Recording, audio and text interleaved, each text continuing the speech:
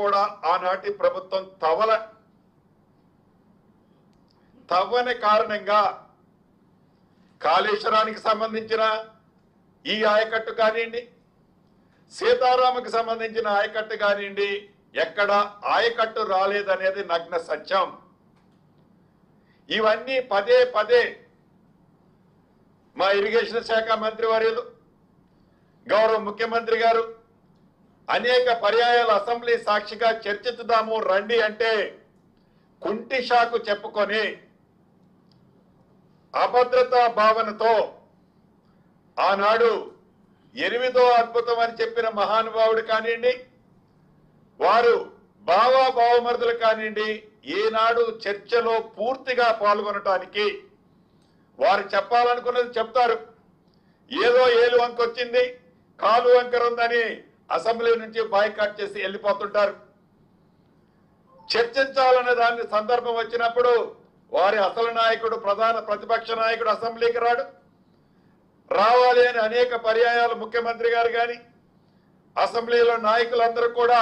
పదే పదే మీకున్న అపారమైన అనుభవం ఏదైతే ఉందో, మీకున్న అపారమైన పరిజ్ఞానం ఏదైతే ఉందో పదే పదే నా జ్ఞానాన్ని తెలంగాణ ప్రజలకి అంకితం చేశానని చెప్పిన మహానుభావుడు అసెంబ్లీకి రాడు. వారు తయారు చేసిన ఇద్దరు బావమరుదులు కూడా హక్ చేసిన ఆంబోటెడ్లలాగా అసెంబ్లీ లోపల అసెంబ్లీ బయట రంకెలేయటం తప్ప, ఒంటి నిండా విషమ నింపుకొని కక్కటం తప్ప నిజాలని నిర్భయంగా ఒప్పుకోవటం కానీ, చేసిన తప్పుని తప్పు అయిందని కాదు, తప్పు కాకపోతే ఇది మాది రైట్ అని కానీ ఏ రోజు చెప్పటానికి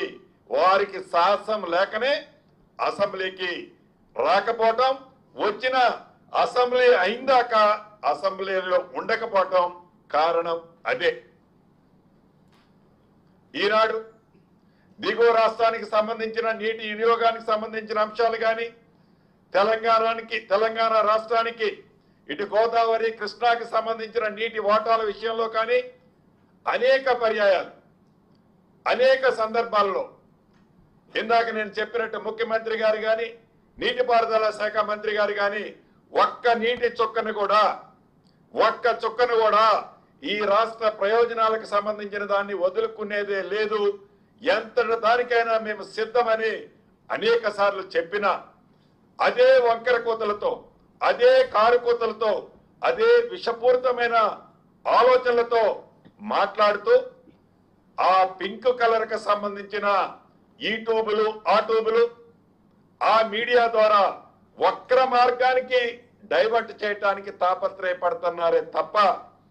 వారు చేసిన తప్పులు, వారు తెలంగాణ సొత్తు 1,00,000 కోట్ల పైగా ఏదైతే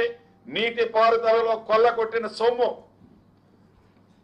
ఎక్కడ బయటకు వస్తుందో అని వక్ర మార్గానికి పంపించడానికి తాపత్రయపడుతున్న తీరు తెలంగాణ ప్రజలు గ్రహించారు కాబట్టి గడిచిన ప్రతి ఎన్నికల్లో వారికి ఆ ఫలితాలు ఇచ్చారు. అయినా ఇంకా నిస్సిగ్గుగా ఎక్కడ ఏ ఇన్సిడెంట్ జరిగితే మనం చూస్తుంటాం, శవాల మీద చిల్లరేరుకునే ఆలోచనతో కేవలం విషము చిమ్మాలనే దురుద్దేశంతో తప్ప ఒక మంచి ఆలోచన, ఒక మంచి పద్ధతి ప్రభుత్వానికి సూచించాలని కానీ సలహా ఇవ్వాలని కానీ వారి మనసుకి కానీ వారి ఆలోచనకి కానీ రాకపోవటం దురదృష్టకరం. ఏది ఏమైనా ప్రత్యక్షంగా మనం చూస్తున్నాం, ఈ గడిచిన 2 సంవత్సరాల నుంచి ఈ నీటిపారుదలకు సంబంధించిన అంశాల్లో పంపులు మోటార్లు కొని ఎక్కడైతే మేజర్ కమిషన్లు వస్తాయో మేజర్ కమిషన్లకు సంబంధించిన వర్కులు చేసి వదిలేసిపోతే ఈ ప్రభుత్వం బేషజాలకు పోకుండా ఆ ప్రభుత్వం కట్టిందని ఏ ప్రాజెక్టుని క్యాన్సిల్ చేయకుండా వారు కట్టిన ప్రాజెక్టులు కూలిపోతే వారు కట్టిన ప్రాజెక్టులన్నీ చెల్లాచెదరం అయిపోతుంటే ఆ ప్రాజెక్టులన్నింటినీ చక్కదిద్ది దానికి కావలసిన అంశాలను కూడా ఈ ప్రభుత్వం ఈనాడు రైట్ ట్రాక్ లో పెట్టే అంశాన్ని కూడా చిత్తశుద్ధితో పరిశీలిస్తూ 8,18,000 కోట్లు ధనిక తెలంగాణ రాష్ట్రాన్ని అప్పుల పాలు చేసిన సంక్షేమ కార్యక్రమాలు ఏ పేదవాడికి తగ్గకుండా ఇస్తూ అభివృద్ధి కార్యక్రమాల్లో కూడా ఈ ప్రభుత్వం చిత్తశుద్ధితో నిజాయితీతో పేదవాడికి ఇచ్చే సంక్షేమ కార్యక్రమాలతో పాటు రాష్ట్ర అభివృద్ధిని కూడా ఎక్కడా కుంటిపడకుండా ముందుకు పోతున్నది కాబట్టి ప్రతి ఎన్నికల్లో ఈ ఇందిరమ్మ ప్రభుత్వాన్ని ప్రతి పేదవాడి దీవెనలతో దీవిస్తుంది కాబట్టి ఈ రకమైన ఫలితాలు వస్తున్నాయి. ఇది జీర్ణించుకోలేక చెరొక పక్క బావమరుదులు చెరొక పక్క విషాన్ని కమ్ముతూ నిత్యము విషాన్ని కమ్ముతూ పెయిడ్ ఆర్టిస్టులతో ఆర్ట్యూబుల్ని వాడుకుంటూ పింక్ కలర్ ని మీదేసుకొని తిరుగుతూ విషపూరితమైన వారి ఆలోచనల్ని రాష్ట్ర ప్రజలు గ్రహించారు. కానీ వారికి వారి నాయకుడికి గ్రహించకపోవటం దురదృష్టకరం, బాధాకరం. ఇప్పటికైనా రేపు అసెంబ్లీ 16వ తారీఖు నుంచి స్టార్ట్ అవుతుంది. మళ్ళీ చెప్తున్నాం ఈ వేదిక మీద నుంచి, గతంలో చెప్పాం, ఆనాడు మీరు చెప్పాలనుకున్నది చెప్పి ఏదైతే రాష్ట్ర ప్రభుత్వం దగ్గర ఉన్న ఇన్ఫర్మేషన్ చెప్పే టైంకి ఏదో వంకతో అసెంబ్లీ నుంచి పారిపోయినట్లు పారిపోకుండా మీ బావమరుదులే కాకుండా మా నాయకుడనే చెప్పుకునే ప్రధాన ప్రతిపక్ష నాయకుడు కూడా అసెంబ్లీకి రావాలని, ఏవైతే గోదావరి పరివాహక ప్రాంతానికి సంబంధించిన నీటి అంశాలు కానీ, గోదావరి పరివాహక ప్రాంతంలో ఆనాడు రాష్ట్ర విభజనకు ముందు చేపట్టిన ప్రాజెక్టులు కానీ, రాష్ట్ర విభజన తర్వాత మీరు చేపట్టిన స్వార్థపూరితమైన ప్రాజెక్టుల గురించి కానీ, ఇటు కృష్ణా పరివాహక ప్రాంతంలో జరుగుతున్న మీ టైంలో ప్రాజెక్టులు కానీ, అంతకుముందు ఇందిరమ్మ ప్రభుత్వంలో చేపట్టిన ప్రాజెక్టులు కానీ పూర్తి చర్చ పెట్టడానికి ఈ ప్రభుత్వం సిద్ధంగా ఉంది. తప్పకుండా రేపు జరగబోయే అసెంబ్లీకి ప్రధాన ప్రతిపక్ష నాయకుడితో పాటు సమావేశాలు పూర్తిగా అయిందాక రంకెలతో కాకుండా, స్వార్థపూరితమైన ఆలోచనలతో కాకుండా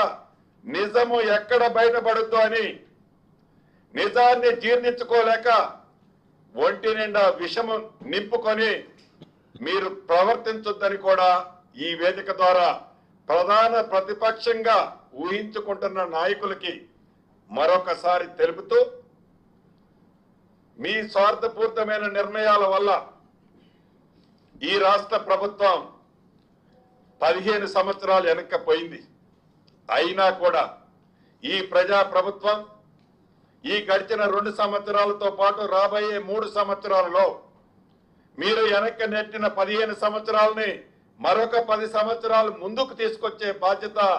ఈ ప్రభుత్వం గౌరవ ముఖ్యమంత్రి రేవంత్ రెడ్డి గారి నాయకత్వంలో తప్పకుండా ముందుకు తీసుకుపోతుందని, మీకున్న